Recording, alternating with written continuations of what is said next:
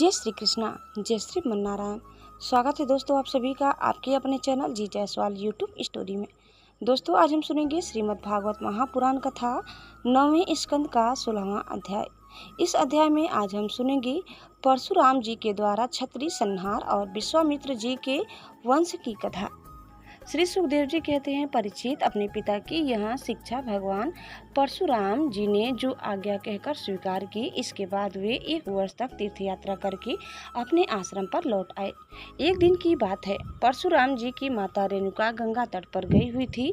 वहां उन्होंने देखा कि गंधर्वराज चित्ररथ कमलों की माला पहने अप्सराओं के साथ विहार कर रहा है। वे जल लाने के लिए नदी तट पर गई थी, परंतु वहां जल क्रीड़ा करते हुए गंधर्व को देखने लगी और पतिदेव के हवन का समय हो गया है, इस बात को भूल गई। उनका मन कुछ चित्ररथ की ओर खींच भी गया था। हवन का समय बीत गया, यह जानकर वे महर्षि जमदग्नि के शाप से भयभीत हो गई और तुरंत वहां से आश्रम पर चली आई। वहां जल का कलश महर्षि के सामने रखकर हाथ जोड़ खड़ी हो गई। जमदग्नि मुनि ने अपनी पत्नी का मानसिक व्यभिचार जान लिया और क्रोध करके कहा, मेरी पुत्रों, इस पापनी को मार डालो। परंतु उनके किसी भी पुत्र ने उनकी वह आज्ञा स्वीकार नहीं की। इसके बाद पिता की आज्ञा से परशुराम जी ने माता के साथ सब भाइयों को मार डाला।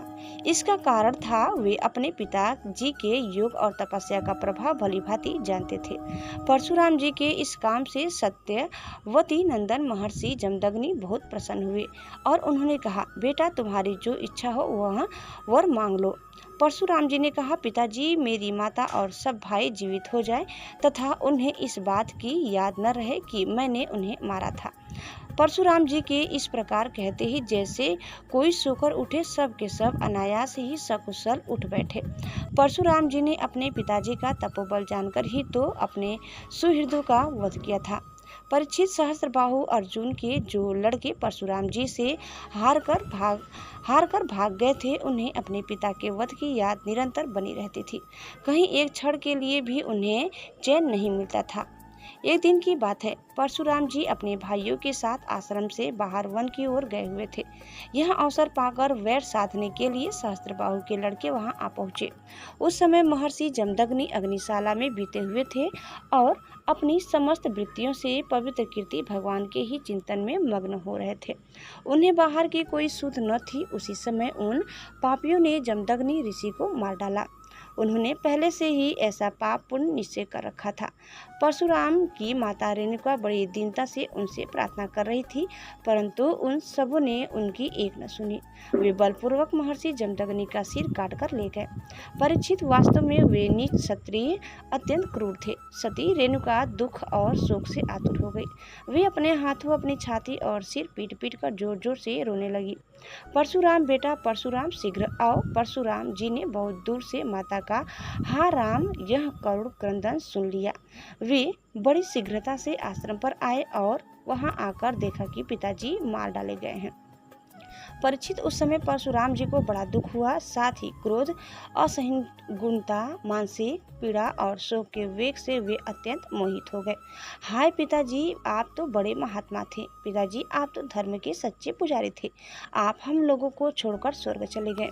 इस प्रकार बिलाप कर उन्होंने पिता का शरीर तो भाइयों को सौंप दिया और स्वयं हाथ से फरसा उठाकर क्षत्रियों को संहार कर डालने का निश्चय किया। परीक्षित, परशुराम जी ने महिष्मती नगरी में जाकर सहस्त्रबाहु अर्जुन के पुत्रों के सिरों से नगर के बीचों बीच एक बड़ा भारी पर्वत खड़ा कर दिया।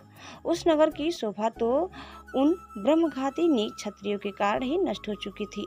उनके रक्त से एक बड़ी भयंकर नदी बह रही निकलती थी, जिसे देखकर ब्राह्मण द्रोहियों का हृदय भय से कांप उठता था। भगवान ने देखा कि वर्तमान क्षत्रिय अत्याचारी हो गए हैं, इसलिए राजन उन्होंने अपने पिता के वध को निमित्त बनाकर 21 बार पृथ्वी को क्षत्रियहीन कर दिया और कुरुक्षेत्र के समंत पंचक में ऐसे ऐसे 5 तालाब बना दिए जो रक्त के जल से भरे हुए थे। परशुराम जी ने अपने पिताजी का सिर लाकर उनके धड़ से जोड़ दिया और यज्ञ द्वारा सर्वदेवमय आत्मस्वरूप भगवान का यजन किया। यज्ञों में उन्होंने पूर्व दिशा होता को दक्षिण उत्तर दिशा ब्रह्मा को, पश्चिम दिशा अर्धवायु को और उत्तर दिशा सामगान करने वाले उद्धाता को दे दी। इसी प्रकार अग्निकोण आदि विदिशाएं ऋषिध्रुव को दी, कश्यप जी को मध्य भूमि दी, उपद्रष्टा को आर्यावर्त दिया तथा दूसरे सदस्यों को अन्यान्य दिशाएं प्रदान कर दी। इसके बाद अज्ञात स्नान करके वे समस्त पापों से मुक्त हो गए और ब्रह्म नदी सरस्वती के तट पर मेघ रहित सूर्य के समान शोभायमान हुए। महर्षि जमदग्नि को स्मृति रूप संकल्पमय शरीर को प्राप्ति हो गई। परशुराम जी से सम्मानित होकर वे सप्त ऋषियों के मंडल में 7वें ऋषि हो गए। परीक्षित, कमल लोचन जमदग्नि नंदन भगवान परशुराम आगामी मनवंतर में सप्त ऋषियों के मंडल में रहकर वेदों का विस्तार करेंगे। वे आज भी किसी को किसी प्रकार का दंड न देते हुए शांत चित्त से महेंद्र पर्वत पर निवास करते हैं। वहाँ सिद्ध गंधर्व और चारण करके उनके चरित्र का मधुर स्वर से गान करते रहते हैं। सर्वशक्तिमान विश्वात्मा भगवान श्री हरि ने इस प्रकार भृगुवंशियों में अवतार ग्रहण करके पृथ्वी के भारभूत राजाओं का बहुत बार वध किया। महाराज गाधी के पुत्र हुए प्रज्वलित अग्नि के समान परम तेजस्विनी विश्वामित्र, उन्होंने अपने तपोबल से क्षत्रियत्व का भी त्याग करके ब्रह्म तेज प्राप्त कर लिया। परीक्षित, विश्वामित्र जी के 100 पुत्र थे। उनमें बिचले पुत्र का नाम था मधुछंदा, इसलिए सभी पुत्र मधुछंदा के ही नाम से विख्यात हुए।